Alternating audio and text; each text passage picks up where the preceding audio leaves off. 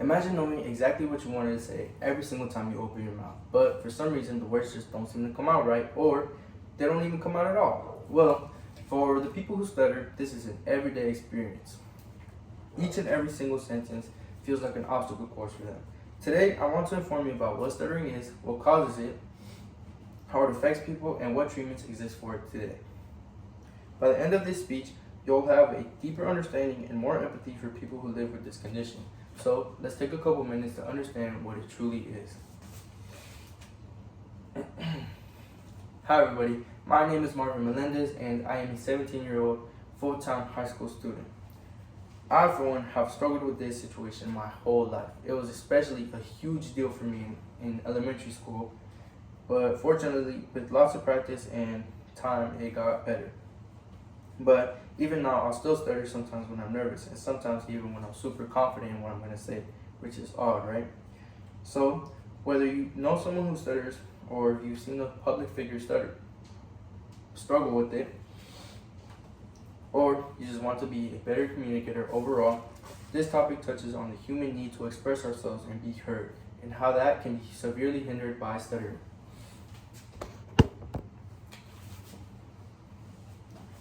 I will be covering three main areas. 1. What is stuttering? 2. What causes it and how it affects people? And 3. What treatments and supports are available today?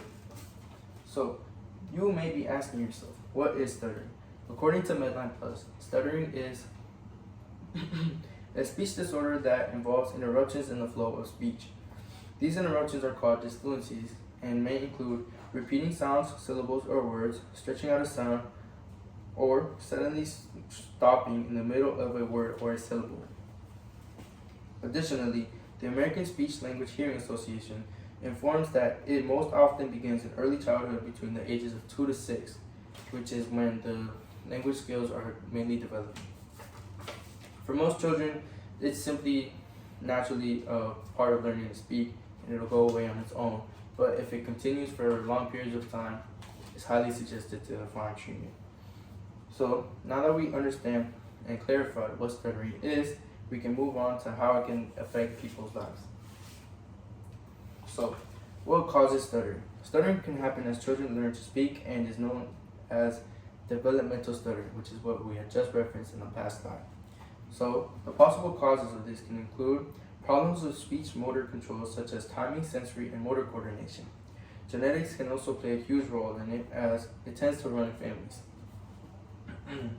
However, this can also be caused by lots of other things, such as neurogenic stuttering, which can be caused by strokes, traumatic brain injuries, or other brain disorders. Emotional distress, such as feeling nervous or pressured, and psychogenetic stuttering can also occur due to emotional trauma. So, now for the effects. Mayo Clinic explains that some of the complications of stuttering include problems communicating with others, not speaking or avoiding situations where you have to speak, not taking part in social, school, or work activities that could even be opportunities for success, and being bullied and teased, or even low self-esteem.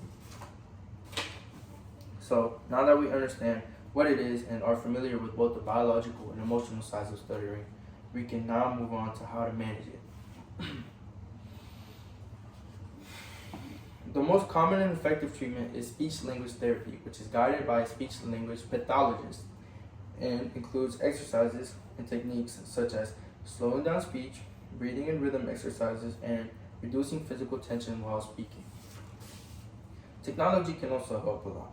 There are electronic and mobile apps that give real-time feedback and help people control their speech by hearing it played back to them. Support groups are another powerful source. Organizations such as the National Stuttering Association provide opportunities to meet others with similar experiences, share stories, and build confidence. But it is required for all of these that you give lots of patience and time if you deal with this problem, because with these treatments you have to basically retrain your brain to kind of reprocess what you were saying and be able to enunciate it well. So we've just seen how treatment and support can make a big difference. In summary, I want you to remember these facts. A. Stuttering is a speech disorder that involves disruptions in fluencies called defluencies. B. It has both genetic and neurological causes that can greatly affect a person's emotional and social life. C. With therapy, technology, and community support, people who stutter can lead more confident and expressive lives. Okay.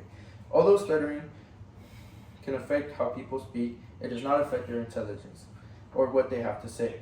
With the right support, therapy, and patience from others, it can be managed. This is why learning and being aware of stuttering is important and can even make us better listeners and better people. Thank you for listening. And these are my sources. Thank you.